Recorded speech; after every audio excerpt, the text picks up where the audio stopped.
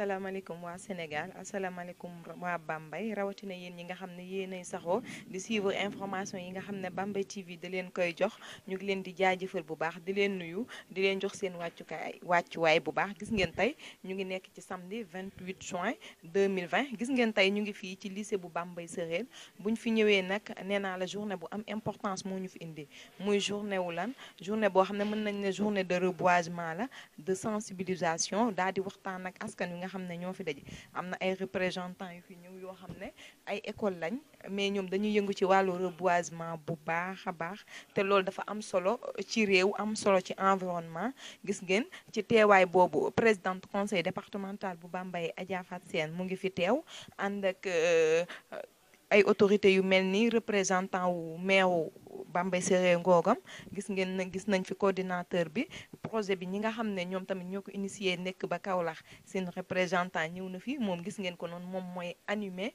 formation bi gis ngeen jëlal nañ leen image yi bu baax ci yu am solo yooyu mu fex yu mel ni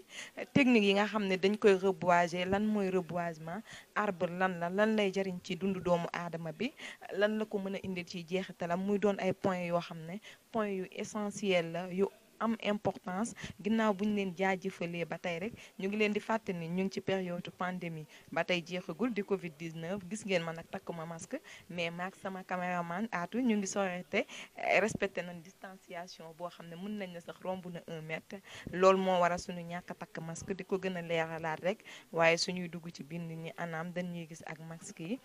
ginnaaw ba loolu gis ngeen léegi dinañ dem sur le terrain ginnaaw bi ñu leen présenté li nga xam ne jot na fi jàll ba pare dinañ dem sur le terrain ngeen gis reboisement bi nga xam ne autorités yi fi ñëw dinañ ko daal di def daal di reboiser ay arbre bàyyi ko fi mu nekk benn souvenir boo xam ne même ëllëg ku ci mel ne présidente conseil départemental muy Fat Sène say ci nekkatul ci poste boobu sax garab bi daf koy samp bàyyi ko fi ëllëg bu màggee ku dikk ci école bi génération et des générations dañ naan lii ku tudd Fat Sène nekkoon présidente conseil départemental moo ko fi defoon même chose kiyam bi mu àndal cabinet bi mu àndal même chose pour représentant du maire ñoom ñëpp ku ci nekk di nga def sa benn reboisement niki noonu ci professeurs yi ko teew élèves yi ak coordinateur bi bu baax ak monsieur Conté moom mi nga xam ne suñu ñëw mu ngi jaare ci moom ñu ngi leen di jaajëfal léegi ci kanam dinañ leen indil image yu reboisement yi ak ñoom.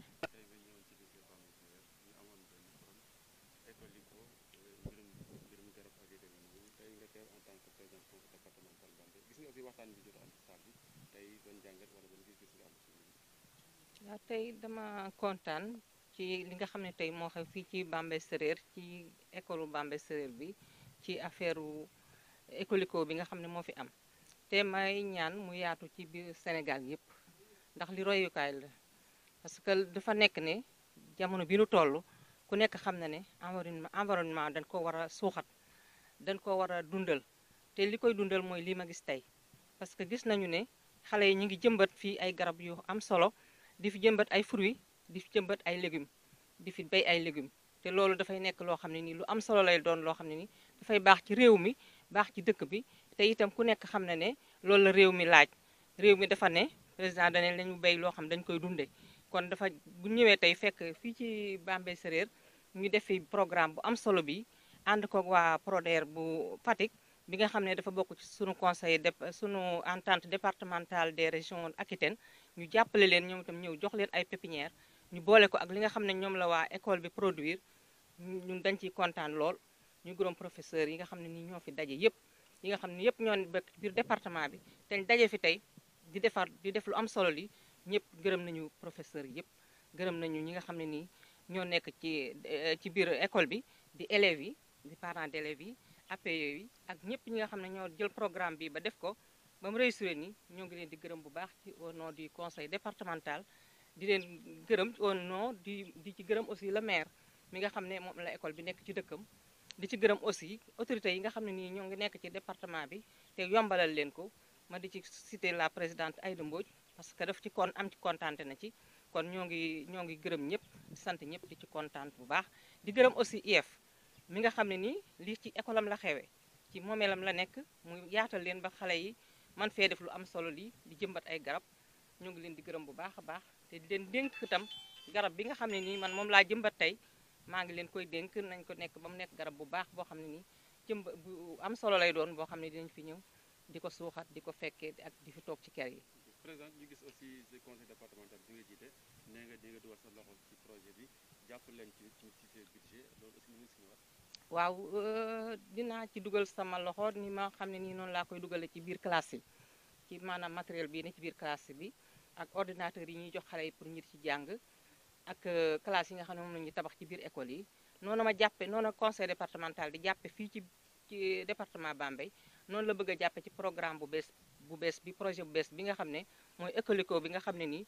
dafa war a suqali dëkk bi noonu laa ciy jàppee def naa ko sama budget te maa ngi ñaan itam ci département yépp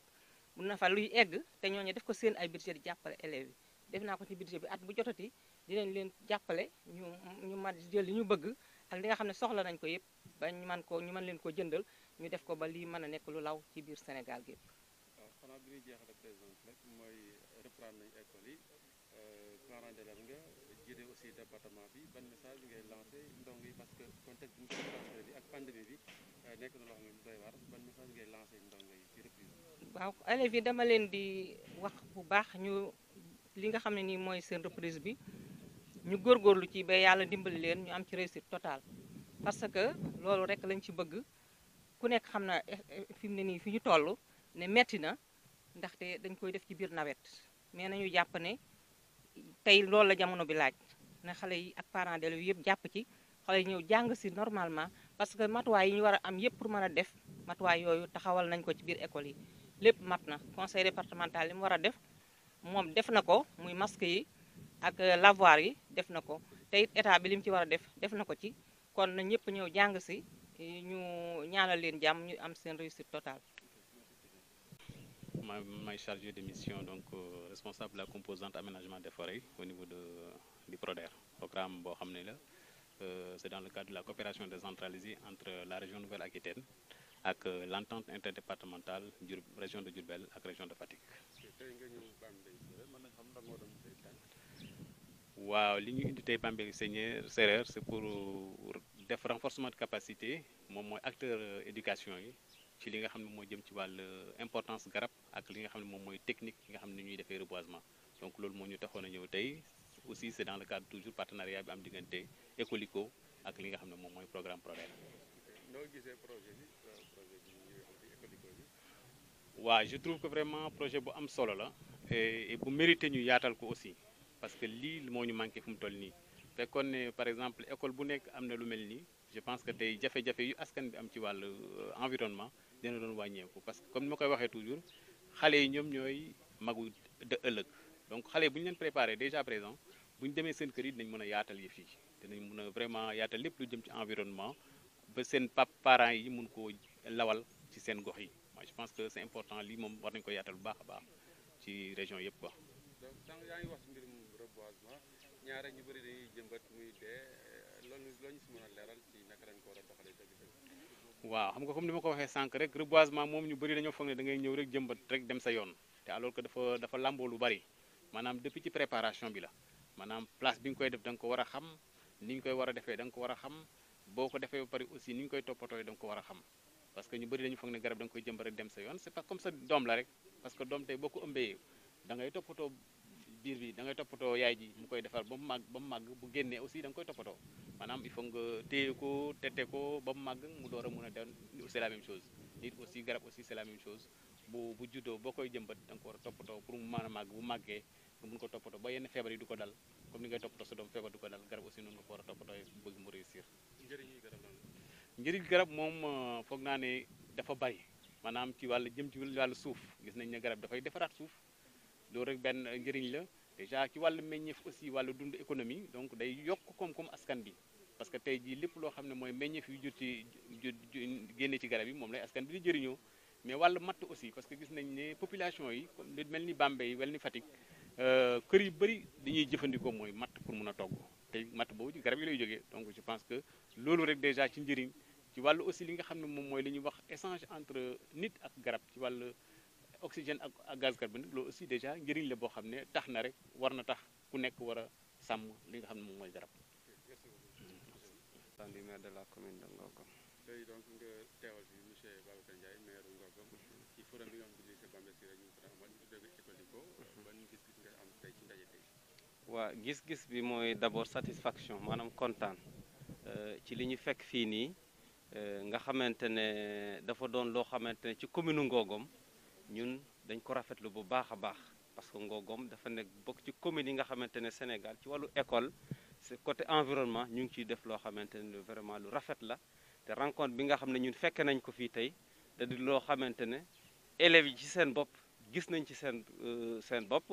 ñi nga xamante ñooy encadré aussi tam gis nañ ci seen bopp parce que environnement mooy li nga xamante ne nit ñi dañ ko war a toppatoo te gis nañ ci commune Ngogom vraiment proviseur bi nga xamante ne mooy Ngom mi nekk ci lycée Bambey Sérère ak monsieur Conté bu lycée bu CEM de Ndem Maysa ak ñeneen ñoo xamante ne aussi tam xëy na ñëwaguñu mais ñu ngi ci yoon bi ñun loolu la ñu encouragé di leen féliciter le proviseur Ngom ak aussi tam monsieur Conté nga xamante ne moom moo nekk CEM Ndem Maysa ñu gis liggéey bu rafet boo xam ne ñu ngi koy def au niveau de la commune de Ngogom ñun dañ koy rafetlu te di leen wax aussi tam ne di leen gën a encouragé ñu gën a continuer ba peut-être yeneen école yi nga xam ne dañu nekk ci commune Ngogom ñu roy ci ñoom mu gën a yaatu ba nga xam ne école boo dem rek ci commune Ngogom di nga fa fekk club boo xamante ne moo fi nekk mooy école lycée nga xamante ne lu am solo ci wàllu environnement mais aussi ci njàngu xale yi waaw. donc conseil départemental Bambey nee na dina dugal loxoom si budget jàpp si projet bi yéen en tant que maire li lycée bi nekk seen dëkk yéen nag ngeen fas yéene taxawee projet bi. waaw boo xoolee par exemple lycée ak collège dañ ko jagleel conseil départemental donc conseil municipal moom dafay wàcc bi ci suuf ci yeneen mais ñun du tere ñun en tant que conseil municipal nga xamante ne ñun dañuy jàpp ne amuñu frontière ni ñu koy defee ci éducation ni ñu koy defee ci eau ni ñu koy defee ci santé nga xam ne ñun dañuy dem ba dépasser suñu limite territoriale dañ koy def aussi tam ci wàllu compétence du tere dañuy ñëw jàppale les lycées les lycée bi nga xamante ne Ecoliko bi nga xamante ne muy fii nii mais aussi tam jàppale lépp loo xamante ne dafa touché ci wàllu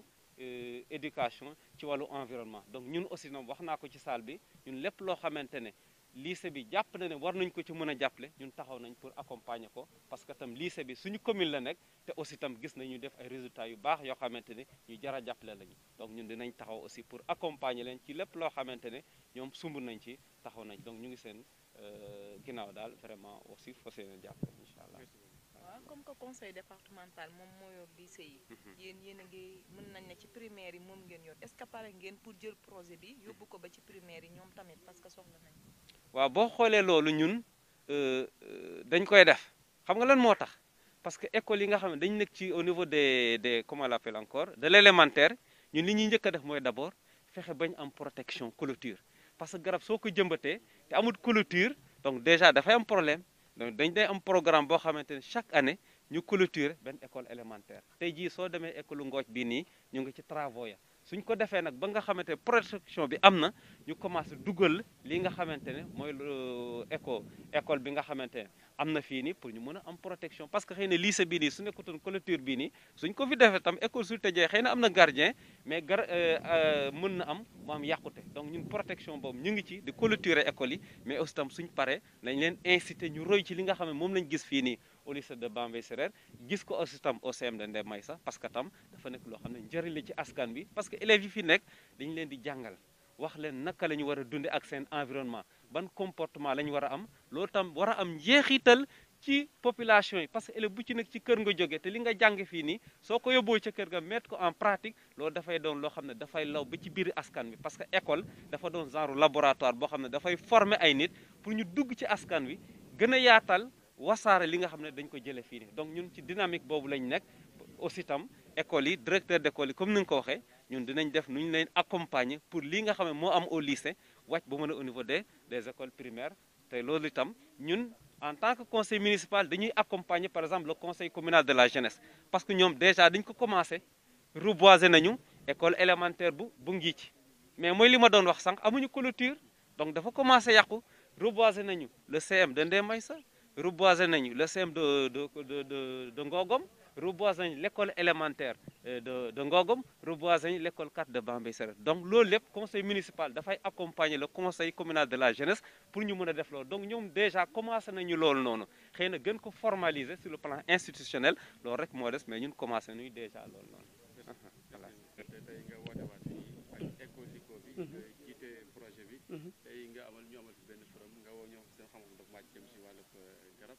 conseil départemental aussi teew tey loo ñu mën a wax ci ndaje bi. waaw ñu ngi sant ñëpp di gërëm ñëpp donc tey dañu tase woon fii ci cadre Ecolico def benn atelier de formation donc à l'intention des acteurs de l'éducation muy élèves enseignants di parents d'élèves ñëpp daal ñu yëngatu ci affaire éducation. C'est vrai que situation bi ni mu demee nii ñu on en est conscient et boo leen ñëwee aussi vous avez pu voir que nous on avait tout mis les gestes barrières respecté jëm nañu ko respecté donc projet bi nag dafa moo jiitu lii comme affaire bi nag bi mu xewee fekk nañu ci te atelier bi yàggoon nañu ko préparé ñu ne woon naan dañ ci tase tey pour jéem koo motali nga xam ne ku ci ñibbi tey sab école te fi mu nekk nii 13 écoles daje nañ fi principe ay lycée ak i CM ku ci ñibbi tey di nga mën a am loo xam ne di nga ko mën a en tout cas gannaayoo pour mën a defaraat sa école. objectif bi dëgg lan la. waaw li ñu bëgg mooy école bu nekk ñu am ce qu'on appelle les écoles vertes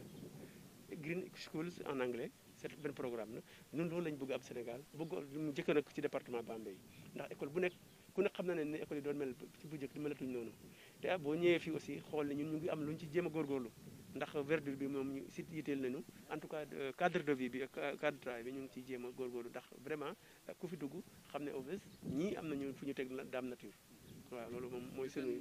yaatoogul tellement yan moyens ak yan pexe ngeen war a mën def ak yaatu ci département. waaw xanaa institutions yi gu jàppale ñu institutions yi mooy mairie yi parce que Bambey 12 communes yi fi nekk ak le conseil départemental comme ni ko madame Farsène defee léegi ñëw teewee ndaje bi donc vraiment participer donc man dañu yaakaar ne 11 communes yëpp bu ñu defee li mel ne moom ni président def dina baax parce que ku nekk sa école sa biir commune war nga fa mën a installer ab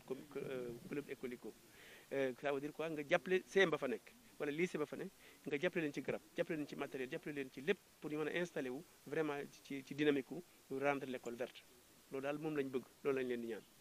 en tant que coordinateur Ecolico est-ce que pare nga pour dem rencontrer ñi nga xam ne ñooy proviseur yeneen écoles yi pour ñu insérer wu ci projet. waaw madame loolu moom maa ngi jag naa ciy dox comme boo leen xëy na li ma ko waxee am na dem naa fi Kër Sambakan dem naa Lambaye dem naa pratiquement Ngogo fu nekk pratiquement Ngaskop Ngoy fu nekk dem naa fa te fu ma dem dama la naan proviseur bi chef d'établissement bi li ma bëgg mooy am na lu ñuy mébét muy Ecolico suñu sañoon ne sama école mel sa école mel ko wala mu dàq ko te mën na ne parce que xëy na mën nga maa ëppi moyen mais xëy na jubloogoo ci ma bëgg nag ku ci nekk góorgóorlu commencé defar ay espace vert commencé def parce que ñun fi mu ne nii dañu dem amoon maraîchage espace vert bi ma waxatuñu ko am poulailler am lépp nga xam ne ñun lépp si biir école bi lañu ko doon defee te ba léegi am na fi donc loolu la ñu yaakaar ne ku nekk war na ko mën a def ba def lu ko raw te moom aussi ni ñu ko waxee dañu fi am ay 19 chefs d'établissement yi fi am muy 7 lycées yi et les autres CM ñu mën a ànd jéem a defar loolu te dañ suñu idée même sax dañ ne bu ñu paree ci loolu ñu wàcc ci école yu ndaw yi parce que loolu war na mën a nekk li ñu bëgg mooy xale yu ndaw yi xam lan mooy écologie bëgg sam nature bi góorgóorlu ci bi nga xam ne ëllëg ak si biir ñun bu ñu demee te ñoom ñu des fi li ñu fi jotoon def ñoom ñu continuer ko gën ko def sax noo xam ne ñun yéeguñu woon foofu waaw loolu daal moom lañ ci mooy suñu mëbët